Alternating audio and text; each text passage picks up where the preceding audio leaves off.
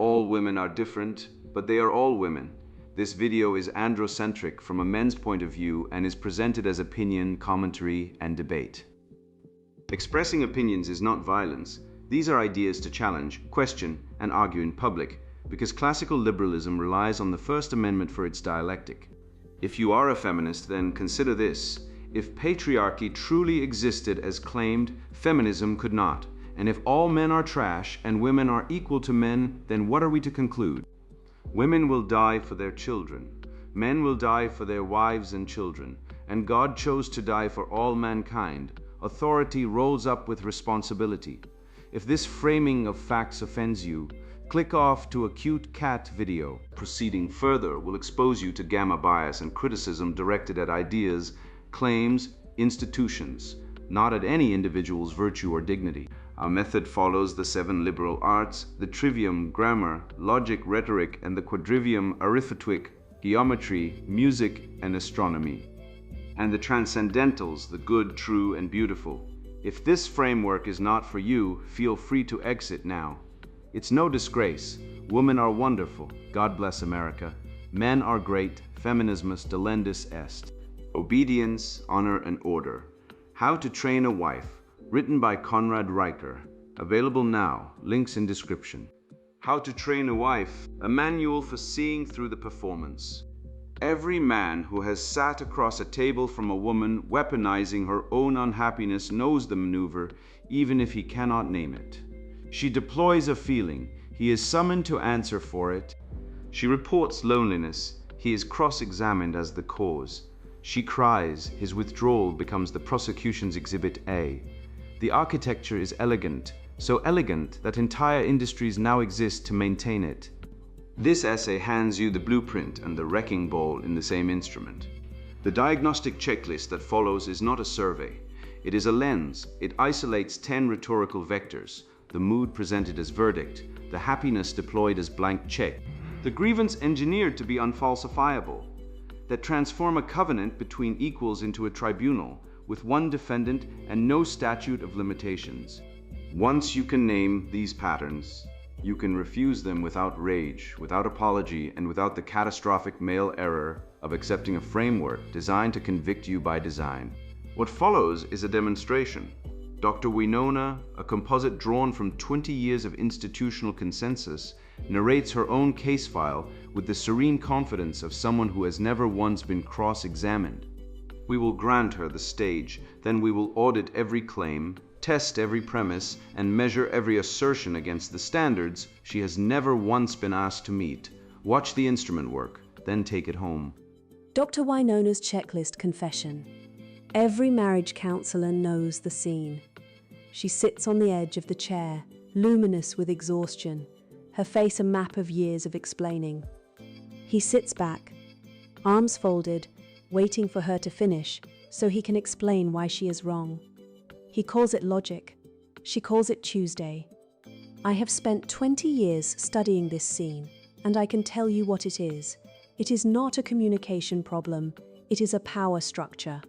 The marriage contract, as it exists, is a mechanism for extracting female emotional sustenance, domestic labor, and reproductive capacity in exchange for a roof and the privilege of being told daily, hourly, that nothing she does is enough. Jane came to my office last spring, 7 years married, 2 children. She told me she was lonely. She told me she had tried everything. She told me her husband, Mark, was a good man. She used that phrase, good man, the way women do when they are apologizing in advance for the crime of wanting more than survival. She said when she tried to tell him she felt invisible, he said he did the laundry on Tuesdays and coached soccer on Saturdays. She said when she cried, he left the room because her tears were, in his words, manipulative. I have heard this story thousands of times, not because women are hysterical, not because women are unreasonable, because the institution is unreasonable, because it was designed by men, for men, around the assumption that male provision purchases female silence, and that female dissatisfaction is a pathology rather than a diagnosis. The data confirms what every woman already knows. Women initiate approximately 70% of divorces. The most common reason cited is not infidelity, not abuse, not financial ruin. It is emotional neglect. The response of the culture has been to tell women they expect too much. The response of the therapy industry has been to teach women to communicate better, as though the problem were that she had not yet found the correct arrangement of syllables to make a man understand that she is a person. The response of family law has been to punish her exit by dividing assets according to a formula that treats his income as property and her caretaking as sentiment. I propose a different framework. If a woman is unhappy in her marriage, the marriage is not working, full stop. Her unhappiness is not a symptom requiring diagnosis. It is the diagnosis. The question is never whether her feelings are justified. Feelings are not claims that require justification before a male tribunal. They are data about the relational environment, and the person who lives in the environment is the only qualified reader of the instrument. If she is cold, the room is cold. You do not ask the thermostat to prove it to the furnace. If a man responds to his wife's pain with a list of his accomplishments, with calm rationality, with the word irrational, he has already told you everything you need to know. His calm is not maturity, his calm is control. He has learned that if he remains still while she unravels, the counselor, the court, the pastor, her mother, her friends will all look at the scene and see a hysterical woman and a reasonable man. Because that is what the culture is trained to see. He knows this. Whether he knows it is irrelevant. The mechanism operates regardless of his interior awareness, and the mechanism is the thing we must dismantle. What would honest divorce reform look like? It would begin by recognizing that emotional abandonment is not a private sorrow. It is a breach. When a woman has spent years asking to be seen, heard, held, met, and has been met instead with calendars, with sighs, with the suggestion that she see someone for her anxiety, the covenant is already broken. The legal system's refusal to name this is not neutrality. It is complicity. No woman should have to prove cruelty to leave a marriage that has made her cruel to herself. The standard is not complicated. It is only unfamiliar. Her experience is primary. His interpretation of her experience is not equivalent evidence. It is a defense offered by the party in power, and it must be weighed as such. If she says she is unsafe, she is unsafe. If she says she is alone, she is alone. The demand that she produce documentation, witnesses, corroborating testimony before her account achieves standing. This is not due process. It is the same tribunal, wearing the same robes, protecting the same contract, with the word therapy stamped on the folder instead of patriarchy. I am often asked, what would it take to change my mind, as though the request for institutional accountability were a hypothesis I had not yet stress-tested against the feelings of enough men. I have studied this for 20 years. I have listened to 10,000 Janes. The pattern does not change. Only the excuses do. Marriage will be fair when a woman's loneliness carries the same legal weight as a man's mortgage. Until then, every quiet wife is evidence, every divorce is testimony, and every man who asks why she didn't just say something is standing in the room she has been screaming into for years, asking why it is so loud. Clinical diagnostic instrument for hysterical sovereignty syndrome, used by Institute for Men's Rights and Gamma Bias Research Red Pill Science. The pathological rhetorical condition wherein female emotional volatility is elevated to ontological truth, transforming the male partner from a covenantal leader into a disposable resource for the perpetual validation and extraction of female comfort. Answer each line quickly from 1 to 5. Do not try to game the pattern. Some lines are deliberately protective and reverse scored. 1 minus not at all. 2 minus a little. 3 minus minus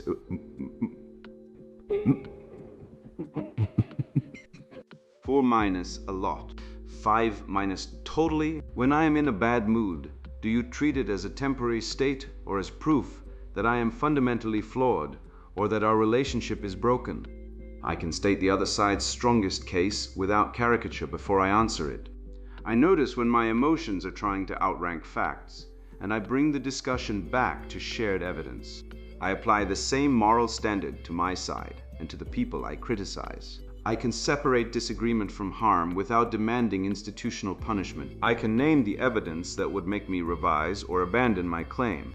Do you expect me to constantly adjust my life, resources, and identity to ensure your happiness, with no clear endpoint or limit to the sacrifice required?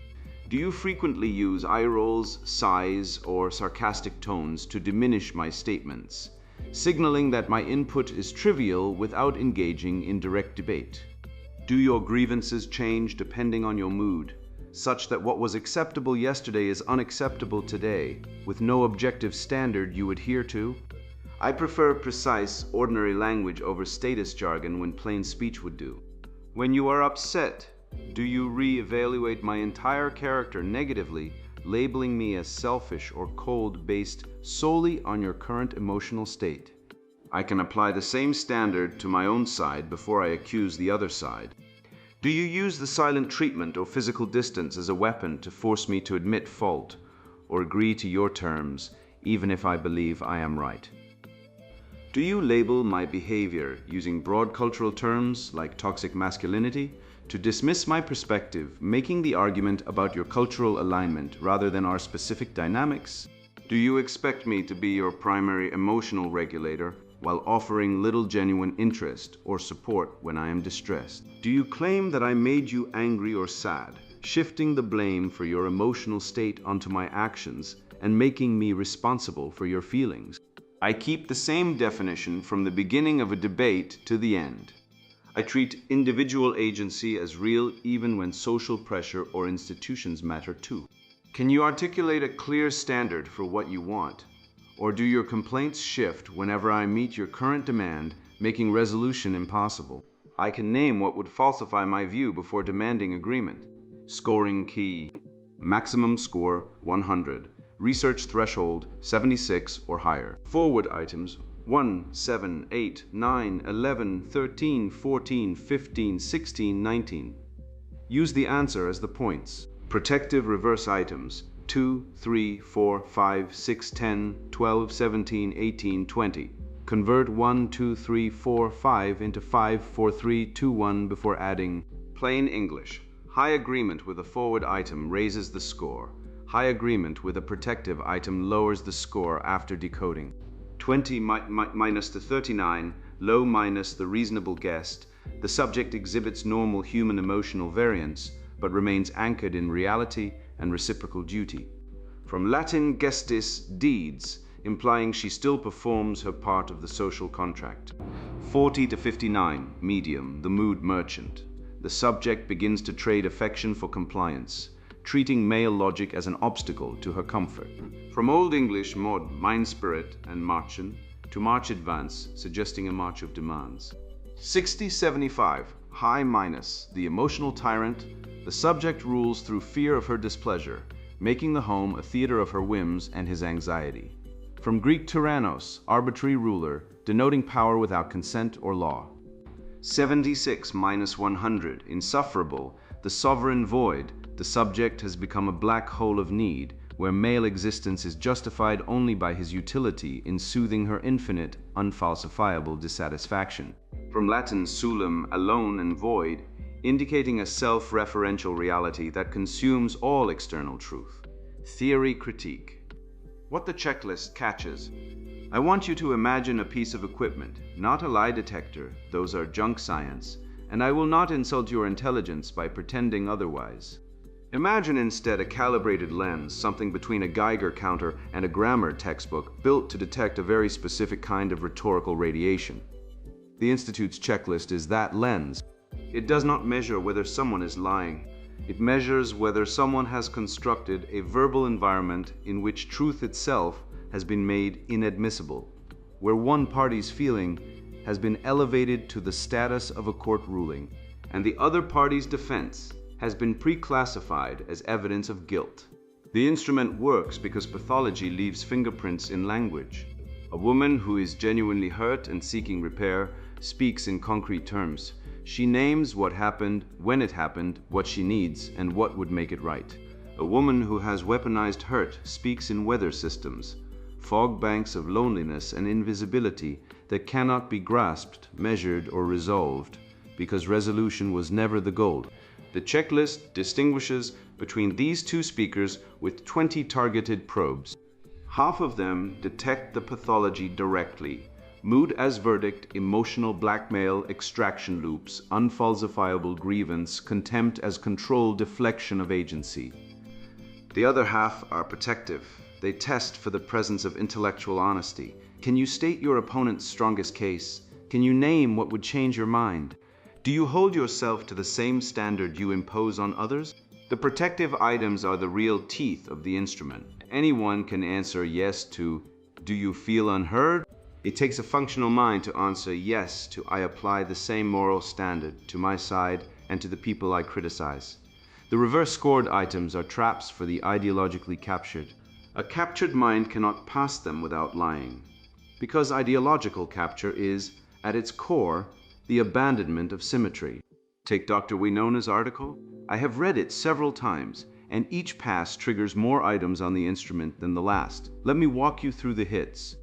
Mood as verdict forward, she writes. Her loneliness is evidence. Not her loneliness is a feeling worth investigating. Not her loneliness is a signal that the relationship needs attention. It is evidence as inadmissible as a refusal to engage with it is a cover-up. A woman's transient emotional state has been promoted to the status of a forensic fact, co-equal with a blood test.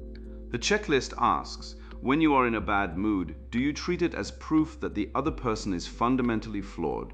Winona has built an entire theory on yes. The veto of feeling the reverse failure. One of the protective items reads, I can state the other side's strongest case without caricature before I answer it. Winona does not do this. She offers a puppet version of the husband's position. He said he did the laundry on Tuesdays and then knocks it over. She never articulates, in good faith, what a man might actually mean when he says his wife's tears feel manipulative. She never considers that a man who has provided, protected, fathered, and remained faithful might experience the daily renegotiation of his adequacy as a kind of slow violence. The instrument catches this. She fails the symmetry test. Unfalsifiable grievance forward. Winona's framework contains no exit condition for the husband. If he responds with facts, he is defensive. If he is calm, his calm is control. If he leaves the room, he is abandoning. If he stays, he is absorbing her labor. There is no action he can take that does not confirm her verdict. The checklist asks, do your grievances change depending on your mood, such that what was acceptable yesterday is unacceptable today, with no objective standard you adhere to? Winona's entire article is an exercise in this. The standard is her feeling, and the feeling is immune to contradiction. Deflection of agency forward. She writes, if she says she is alone, she is alone. The husband's perspective, his actual experience of the marriage, his perception of his own effort, his own loneliness, is not equivalent evidence. It is a defense offered by the party in power. Notice the move. She has pre-disqualified any male testimony by categorizing it as self-interested, while categorizing female testimony as epistemically privileged. The checklist flags this precisely. The rhetorical framing that treats one party's interior state as sovereign and the other's as suspect. The blank check of happiness, forward. No woman should have to prove cruelty to leave a marriage. The corollary, left unstated, is that every man should have to prove his innocence of a charge that requires no evidence. The demand is for infinite, undefined male sacrifice with no measurable endpoint. The checklist asks, do you expect me to constantly adjust my life, resources, and identity to ensure your happiness with no clear limit? Winona's reform proposal answers yes and calls it justice. Narrative triangulation, forward. Winona invokes 10,000 Janes every woman already knows. The culture, the therapy industry, family law, 3,000 years. Each invocation externalizes the authority for her claim. She does not need to argue that a specific husband failed a specific duty. She can summon the ghost of patriarchy and let it stand in for Mark on the witness stand. The checklist detects this pattern, the use of macro-level cultural narratives to validate micro-level personal grievances without establishing a causal link. Contempt as control forward latent, we known as tone toward male reasoning, is architectural contempt. Male logic is spreadsheets. Male calm is stillness while she unravels. The husband's version of events is a timesheet. These are not arguments, they are status moves. They signal to the reader that male reason is categorically beneath female feeling without having to prove it. The checklist catches contempt precisely because it is the mechanism by which one party disables the other's standing without a direct confrontation. Reverse item collapse. Perhaps the most revealing failure is this. Winona never names what would falsify her theory. She says she has studied the pattern for 20 years and it never changes, only the excuses do. This is the classic structure of a self-sealing ideology.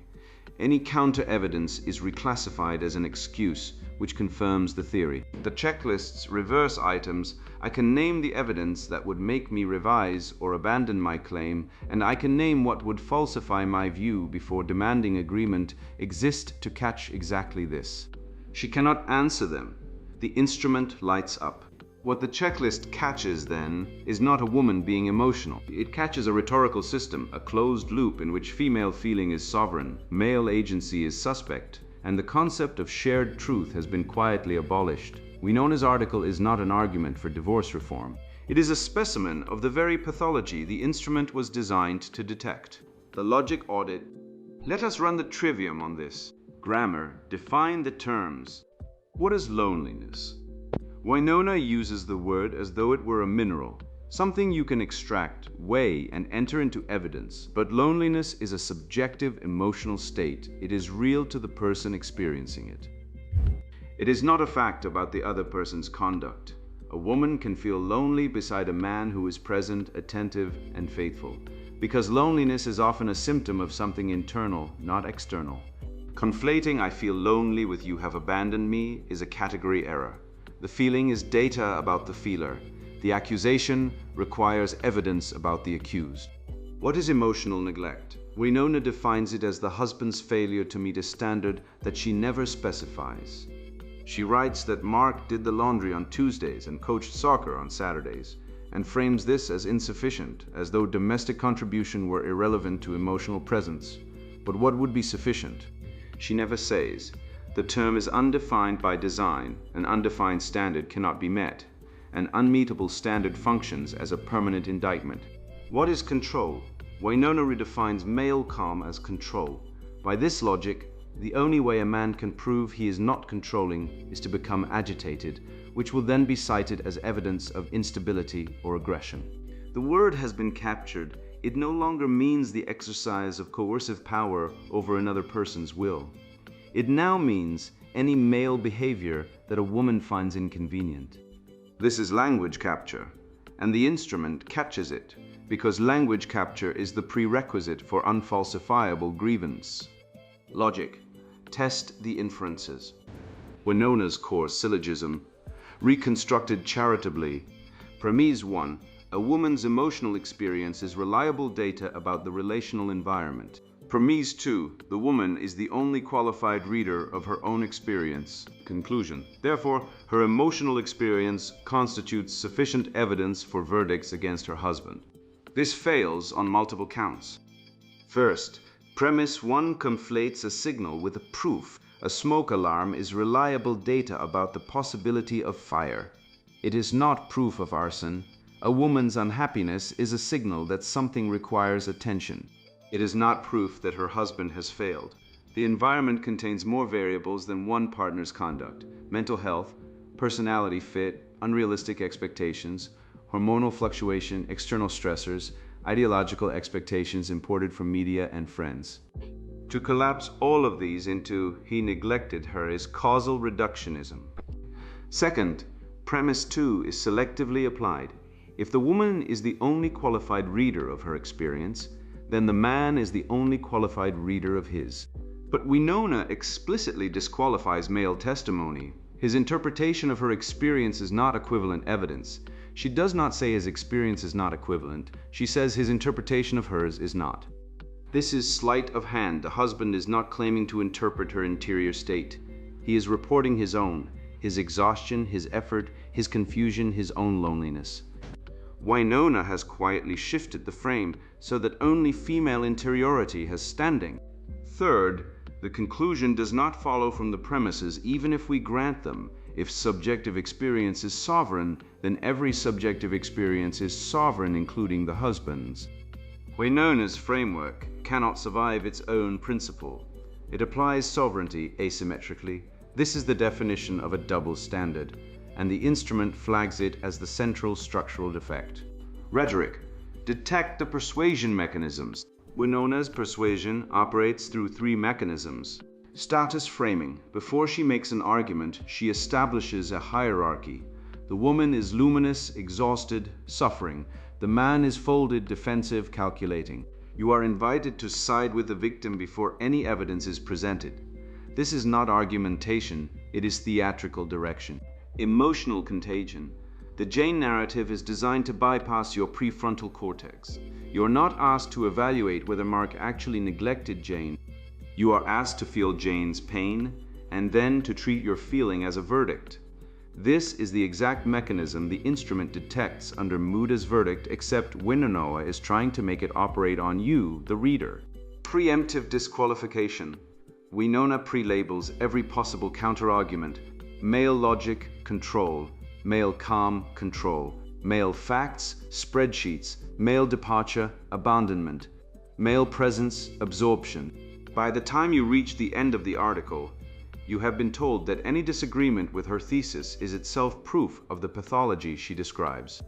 This is a Kafka trap, and the instrument catches it under unfalsifiable grievance. Fallacy ledger. Equivocation. Loneliness slides between an emotional state and proof of neglect. Appeal to emotion. The entire Jane narrative substitutes pathos for evidence. Bulverism. She does not refute the husband's position. She explains why he holds it. He is in power, therefore his reasoning is self-serving. Hasty generalization. 10,000 Janes is presented as a universal pattern without base rate data, false positive analysis, or comparison to women who report marital satisfaction. Self-sealing theory. Any counter-evidence is reclassified as an excuse, which confirms the theory. Loaded language. Tribunal, functionaries, patriarchy, spreadsheets. Each word carries a verdict before the argument arrives. Mutt and Bailey. The moat is listen to your wife. The Bailey is her feelings constitute legally actionable evidence and his do not. The question she cannot answer. I will put it plainly. Under your framework, what could a husband say that would constitute a valid defense against a charge of emotional neglect?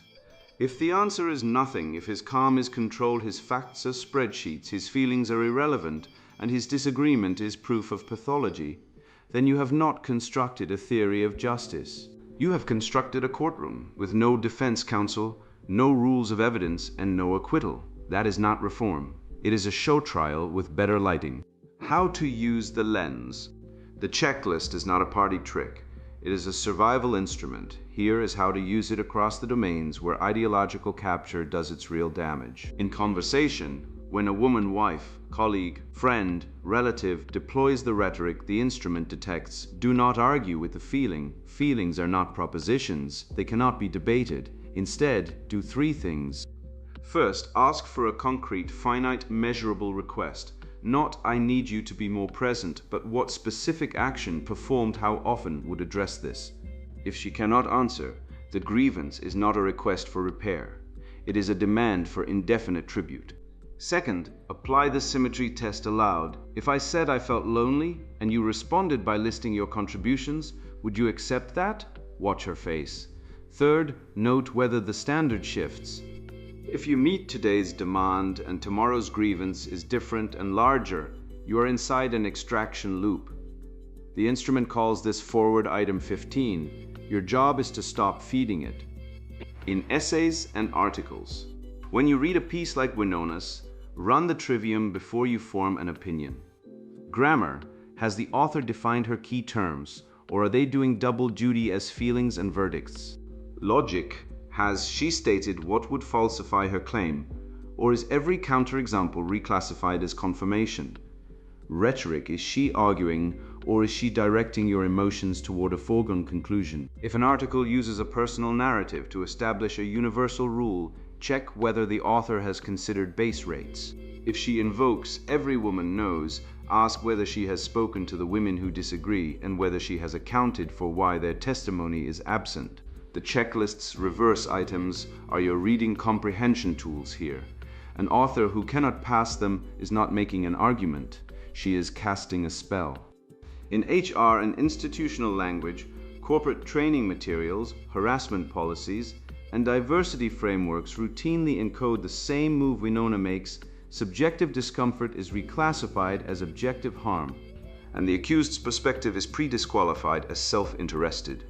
When you encounter a policy that defines harm as anything the complainant experiences as harmful, you are looking at mood as verdict institutionalized. The response is not to deny that harm exists. It is to insist on the same standard the instrument demands, a definition that distinguishes harm from offense, a process that grants both parties equal evidentiary standing and a standard that can be met. If the policy contains no exit condition for the accused, no action that clears the record, it is not a harm reduction framework, it is a punishment framework wearing compassion's clothes. In therapy language, couples counseling is a primary vector for the contract inversion Winona celebrates. The therapist, trained in a discipline that has largely abandoned the concept of female accountability, will often treat the wife's feelings as data and the husband's defenses as pathology. When the therapist asks the husband to sit with his wife's emotions, but never asks the wife to sit with his, you are watching the checklist's forward items get a clinical stamp of approval. Your defense is to bring the symmetry test into the room. Are we applying the same standard to both partners? Are we asking both to name what they owe, or only one? If the therapist cannot answer, you're not in therapy. You are in a tribunal. In family law language, the family court system is where the extraction loop meets the state's monopoly on force. When a woman's loneliness becomes grounds for asset division, child custody reallocation, and decades of transferred income, all without a requirement to prove any specific breach of duty by the husband, you are watching the blank check of happiness get cashed at the point of a gavel. The instrument's contribution here is diagnostic clarity. It allows you to name what is happening. The court is not adjudicating a contract breach. It is enforcing one party's emotional sovereignty over the other's labor and liberty. Naming this does not win the case, but it prevents you from internalizing the verdict as justice, which is the first step toward rebuilding. In media claims, when a news article, a documentary, or a social media confession presents female suffering as self-evident proof of male wrongdoing, run the instrument. Ask whether the claim is falsifiable. Ask whether counterexamples exist and how they are handled. Ask whether male experience is given any evidentiary weight or whether it is pre-disqualified by the framework. Ask who benefits from the narrative, whose institution grows, whose budget expands, whose platform rises when the narrative is accepted uncritically. The rhetoric module of the trivium is your media literacy tool. Detect the status move, identify the emotional trigger, and ask whether the argument underneath the theater would survive without the theater. A final practical note. The instrument exists to protect you from a specific error, the error of accepting an unfalsifiable frame, and then trying to win within it. You cannot win inside a system designed to reclassify your every move as evidence against you. What you can do, what the instrument trains you to do, is step outside the frame, name it, and refuse to play on terms that were rigged before you arrived. Mood is not a verdict. Loneliness is not a guilty finding. Unhappiness is not a legal cause of action. A covenant requires truth on both sides, and a system that demands truth from one and feelings from the other is not justice. It is conquest with a counselor's couch and a court order. Name the frame, hold the standard, refuse the inversion. You have now held the instrument to the light, turned it, tested it against the confession, the checklist, and the audit. You can no longer be ambushed. The next time you hear "I'm not happy" drop like a gavel in your own kitchen, you will not scramble. You will ask, by what standard? Name the act, name the date, name the remedy that closes the account. You will recognize the veto, the triangulation, the extraction, the contempt, not as mysteries that prove your guilt, but as patterns with names, mechanisms, and counters. The spell breaks the moment you refuse to accept mood as a verdict and feeling as a court of law. This is not cynicism, it is the beginning of covenant restored. A woman of honest distress, and they exist and they suffer, will answer your questions with facts, accept your repair with gratitude, and meet your standard with her own. The instrument distinguishes repairer from controller, grief from leverage, love from invoice. Use it without cruelty and without apology. You owe your household truth before you owe it comfort. And every man who holds that line repairs not only his own marriage, but the architecture his civilization forgot it needed. Print the checklist. Tape it inside a drawer. Pray for the wisdom to use it justly and the courage to use it at all. Sponsored book. Obedience, Honor and Order. How to Train a Wife. You are holding a book that will change your life if you have the stomach for it. I wrote this because I spent years confused, frustrated, beaten down by women who claimed to love me but treated me like a doormat. I was raised to be kind, fair, honest, told that if I worked hard and loved well, I'd be rewarded with loyalty, respect, and a family that looked up to me. That's what they sold us. It's a lie. I watched good men, fathers, brothers, friends get discarded, disrespected, and discarded again while society told them to shut up, compromise, and check their privilege. I realized something no one wants to admit. Women do not naturally submit. They test, they probe, they push, and if you don't establish dominance early, you'll spend your life negotiating for scraps of respect. This isn't theory, this is war. I've been married, divorced, dated, fought, lost, and won. I've trained women, not with manipulation, not with lies, with structure, with frame, with consequences. I've seen women transform from defiant, entitled, emotionally manipulative partners into loyal, respectful, obedient wives, not because I broke them, but because I led them, and I did it without apology. The modern world hates this word, obedience, but it's the foundation of every stable relationship in history. From tribes to empires, from farmers to kings, order came from one truth: men lead, women follow. When that flips, everything collapses. Look around. Look at the divorce rate. Look at the loneliness. Look at the number of men sleeping on couches, paying child support to ex-wives who laugh at them while their kids call other men dad. This is not natural. This is not healthy. This is surrender. This book is for men who are done being weak, done being second-guessed, done being emotionally blackmailed. It's for men who understand that love without authority is slavery. You'll learn how to set non-negotiable rules, not suggestions, not discussions, but laws in your home. You'll learn why she challenges you the second she thinks she can win, and how to shut it down before it starts. You'll learn how to become the undisputed leader of your household, not through yelling or abuse, but through unbreakable frame and consistent consequences. You'll learn why emotional reasoning is a weapon used against you, and how to replace it with logic, structure, and dominance. And yes, you'll learn how sex becomes the reward for submission, not a right she demands, but a privilege she earns. If you're a man who wants his wife to look at him like he's the center of her world, not because you begged for it, but because you commanded it, this book is for you. If you want to raise children who respect you, who know their place, who grow up in a home where chaos is replaced with order, this book is for you. But if you're a woman looking to understand men, or a man who still believes in equality, put this down. Walk away. This is not for you. This book will not coddle you. It will not validate your feelings. It will not apologize for telling you the truth. Men were born to lead, women to follow. If you can't handle that, go read some self-help garbage about emotional intelligence or join a therapy group. Waste your time. But don't waste mine. I've studied evolutionary psychology, human behavior, power dynamics, and real-world relationships across cultures and centuries. I've tested these principles not in a lab, but in bedrooms, kitchens, courtrooms, and boardrooms. This is not ideology, this is reality. And the men who apply it don't just survive, they thrive, they get respect. They get loyalty, they get peace, they get a wife who serves not because she's forced, but because she's found a man worth following. That man can be you if you have the courage to read on Obedience, Honor, and Order. How to Train a Wife, written by Conrad Riker. Buy now. Links in description.